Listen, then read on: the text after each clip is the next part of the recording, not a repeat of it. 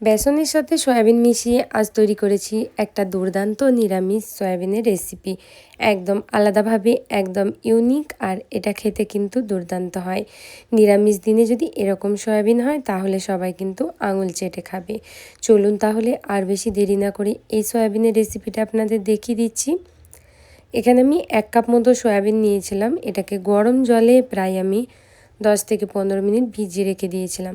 জলটা কিন্তু এখনও হালকা গরম আছে। দেখুন কি সুন্দরভাবে কিন্তু সয়াবিনগুলো আমার ভিজে গেছে। এবার সয়াবিনগুলো থেকে পুরোপুরি জল ঝরিয়ে নিতে হবে। একদম সুন্দর করে চেপে চেপে নিচড়ে এর মধ্যে থেকে এক্সট্রা জল বার করে নিতে হবে। আর সয়াবিন যদি সেদ্ধ করেন দেখবেন ভাজার সময় কিন্তু একটু লেগে যায়। এইভাবে যদি গরম জলে 10-15 মিনিট ভিজিয়ে রাখেন তাহলে সয়াবিন ভাজার সময় কোনো রকমভাবে কিন্তু কড়াই লেগে যায় না। তো প্রত্যেকটা সয়াবিন এখানে আমি জল ঝরিয়ে নিয়েছি। এভাবে দেখুন একদমই শুকনো সয়াবিনটাকে এবার প্রথমে ম্যারিনেট করতে হবে। ম্যারিনেট করার জন্যে 1 চামচ নুন, 1 চামচ আদা বাটা, 1 চামচ কাঁচা লঙ্কা বাটা আর 3 চামচ মতো নিয়ে নিয়েছি হচ্ছে বেসন। বেসনটা শুধু বাইন্ডিংয়ের জন্য এখানে ব্যবহার করছি। এরকমভাবে সয়াবিন আপনারা একবার তৈরি করে দেখবেন, আপনাদেরও খুবই ভালো লাগবে আর খুবই টেস্টি একটা রান্না আর খুবই ভালো হয়। 3 চামচ বেসন দেওয়ার পরে এবার মশলার সাথে সয়াবিনটাকে আমাদেরকে খুব ভালো করে মিশিয়ে ফেলতে হবে। সুন্দর করে মেশাতে হবে যাতে সয়াবিনের গায়ে পুরোপুরিভাবে মশলা আর বেসনটা খুব ভালো করে যাতে লেগে যায়। তো এবার দেখুন খুব ভালো করে এখানে কিন্তু মাখিয়ে দিলাম আমি। সুন্দর করে মাখাবার পরে সরাসরি নেক্সট প্রসেসে চলে যাব। তো এখানে এবার আমি একটা কড়াই গরম করে নিয়েছি, দিয়ে একটা মশলা তৈরি করব। এই স্পেশাল মশলাটা এই সয়াবিন রান্নার জন্য অবশ্যই তৈরি করবেন। যদি এটা আপনারা তৈরি না করতে চান তাহলে যে কোনো ব্র্যান্ডের গরম মশলা বা হোমমেড গরম মশলা ব্যবহার করতে পারেন। এখানে নিয়েছি একটা তেজপাতা, 1/2 চামচ জিরে, 3টে এলাচ, 1 টুকরো দারচিনি আর 4 থেকে 5টা লবঙ্গ।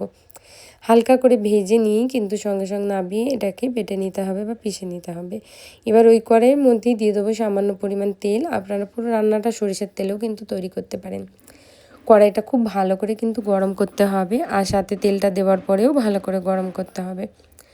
সুন্দর করে গরম করা হয়ে গেলে কড়াইয়ের গায়ে ভালো করে তেলটা লাগিয়ে দেওয়ার পরেই কিন্তু সয়াবিনগুলো দিতে হবে, তাহলে কিন্তু সয়াবিন একদমই কড়াইয়ের গায়ে কিন্তু লেগে যাবে না। দেখুন এখানে সব সয়াবিনটা ঢেলে দিলাম, দিয়ে এবার এটাকে ভেজে নেবো। এটাকে নাড়াচাড়া করে অনবরত ভাজতে হবে হাই ফ্লেমেই। এখানে আমি হাই ফ্লেমেই ভেজেছি। হাই ফ্লেমে ভাজতে ভাজতে দেখবেন সয়াবিনগুলো একদম শুকনো ঝরঝরে আর ওপর থেকে হালকা হালকা লাল লাল স্পট এসছে। ব্যাস অতক্ষণই কিন্তু ভাজতে হবে। প্রায় 2 থেকে 3 মিনিট সময় লাগে এই সয়াবিনটা ভাজতে। সয়াবিনটা নাড়াচাড়া করে করে ঠিক এরকম যখন কালার চলে এসছে এবার আমি সয়াবিনটাকে আলাদা একটা পাত্রের মধ্যে নামিয়ে নিচ্ছি। নামিয়ে নিয়ে এই কড়াইয়ে বাকি রান্নাটা আমি দেখিয়ে দেবো। বন্ধুরা, যদি আমার প্রত্যেক দিনের মতো ভিডিওগুলো আপনাদের ভালো লেগে থাকে তাহলে অবশ্যই লাইক করে দেবেন। আমার চ্যানেলটা যদি ইউটিউব থেকে দেখেন তাহলে সাবস্ক্রাইব করবেন, ফেসবুক থেকে দেখলে পেজটা ফলো করবেন। বেশ কিছুটা তেল নিয়ে দিয়ে দেবো একটা শুকনো লঙ্কা আর একদম অল্প পরিমাণে গোটা জিরে। এই দুটো দেওয়ার পরে দিয়ে দেবো 1 চামচ মতো আদা বাটা আর সাথে কিন্তু দিয়ে দেবো 1 চামচ মতো কাঁচা লঙ্কা বাটা। এই দুটো জিনিস দিয়ে কিন্তু আমি একসাথে এগুলোকে ভাজবো। শুধুমাত্র আদা বাটাতে যেহেতু জল থাকে সামান্য পরিমাণ, তাই দেখবেন আদাটা কিন্তু এরকম গায়ে ছেটকায়। তাই অবশ্যই এই দুটোকে দিয়েই কিন্তু আপনারা একটু দূর থেকে এটাকে এরকম নাড়াচাড়া করবেন। প্রথমে আদাটা তেলের মধ্যে ভেজে নিলে আদাটার কাঁচা গন্ধ চলে যায় আর খুবই সুন্দর একটা ফ্লেভার আসে। এবার এখানে দিয়ে দেবো আগে থেকে পেস্ট করে রাখা টমেটো। এখানে 2টো টমেটো দিচ্ছি। আপনাদের কাছে আপনারা যদি পেস্ট না করতে পারেন তাহলে ছোট গ্রেটারের সাহায্যে 2টো টমেটোর গ্রেট করেও দিতে পারেন। এবার টমেটোর, আদা, কাঁচা লঙ্কা সবগুলো কিন্তু খুব ভালো করে আমাদের প্রায় 1 থেকে 2 মিনিট মতো ভেজে নিতে হবে। দেখবেন তখনই এর কালারটা চেঞ্জ হয়ে গেছে। ঠিক দেখবেন এরকম।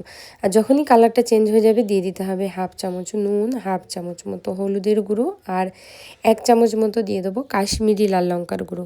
এটা দিলে কিন্তু কালারটা সুন্দর আসে, কোনো রকমভাবে এক্সট্রা ঝাল হয় না। যেহেতু আমরা কাঁচা লঙ্কা বাটা এখানে ব্যবহার করেছি তাই এখানে কাশ্মীরি লাল লঙ্কার গুঁড়ো দিয়ে দিলাম। দিয়ে এটাকে খুব ভালো করে এবার একটু নেড়ে চেড়ে এই মশলাটা আরও 1 মিনিট মতো কষিয়ে দেবো। যখন দেখবেন মশলা একদমই শুকনো শুকনো হয়ে এসেছে আর সাইড থেকে অল্প অল্প তেল ছেড়ে আসছে, যদি আপনাদের মনে হয় কড়াই মশলাটা লেগে যাচ্ছে তাহলে অল্প করে কিন্তু জল অবশ্যই দিতে পারেন। জল দিয়ে কিন্তু মশলাটাকে এইভাবে কষিয়ে নিতে পারেন আপনারা। এবার দেখুন মশলা কষানো কিন্তু কমপ্লিট। এবার যে সয়াবিনটা আগে থেকে ভেজে রেখে দিয়েছিলাম সেই সয়াবিনগুলো সব এই মশলার মধ্যে আমাদেরকে দিয়ে দিতে হবে। তো এখানে দিয়ে কিন্তু আমি এবার সয়াবিনটা খুব ভালো করে মিশিয়ে দেবো এই মশলার সাথে। দিয়ে এটাকে খুব ভালো করে এইভাবে কিন্তু আমি নাড়াচাড়া করব, সুন্দর করে নাড়াচাড়া করে কষাবো। আর যদি মনে হয় যে মশলাটা গায়ে লেগে যাচ্ছে কড়াইয়ের, তাহলে অল্প অল্প জল দিয়ে কিন্তু এটা কষাতে পারেন। তো এখানে আমি প্রায় 1 মিনিট মতো এরকম হালকা করে নাড়াচাড়া করে গ্যাসটা মিডিয়াম ফ্লেম করে এটাকে কষিয়ে নিয়েছিলাম। এবার কিন্তু এর মধ্যে দিয়ে দেবো অল্প করে আমি জলটা প্রথমে অল্প দেবো, তারপরে আবার যদি মনে হয় লাগবে তাহলে অল্প দেবো। এই রেসিপিটা আমি কিন্তু হালকা একটু গ্রেভি গ্রেভি করছি, এতেই কিন্তু খেতে খুবই ভালো লাগে। তো বন্ধুরা, যদি আপনারা এই সয়াবিন রেসিপি আলু দিতে চান, তাহলে অল্প করে 1-2 আলু ভেজে এর মধ্যে কিন্তু অ্যাড করে দিতে পারেন। এবার দেখুন যে গরম মশলাটা আমি তৈরি করে রেখেছিলাম, যে স্পেশাল মশলাটা, সেটা কিন্তু মিক্সিতে গুঁড়ো করে নিয়ে আমি দিয়ে দিলাম। এবার এটা ভালো করে মিশিয়ে দেবো, আর মেশাবার পরে পরিমাণ মতো জল দিয়ে দেবো। যেরকম গ্রেভি খেতে চাই সেই অনুযায়ী জল। এটা আপনারা গরম ভাত, রুটি, পরোটা সব কিছুর সাথে খেতে পারবেন, খুবই টেস্টি হয়।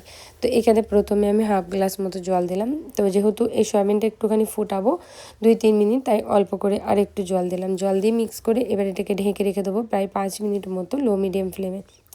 5 মিনিট রাখার পরে দেখবেন এর কালারটা যে এত দুর্দান্ত আসে, আর এর সুগন্ধ কিন্তু খুবই সুন্দর, মাংসর তরকারির মতো পুরো সুগন্ধ আসে। দেখুন কি সুন্দর কিন্তু রেসিপিটা তৈরি হয়ে গেছে। আশা করছি প্রত্যেক দিনের মতো আপনাদের এই সয়াবিনের রেসিপিটাও খুবই ভালো লেগেছে।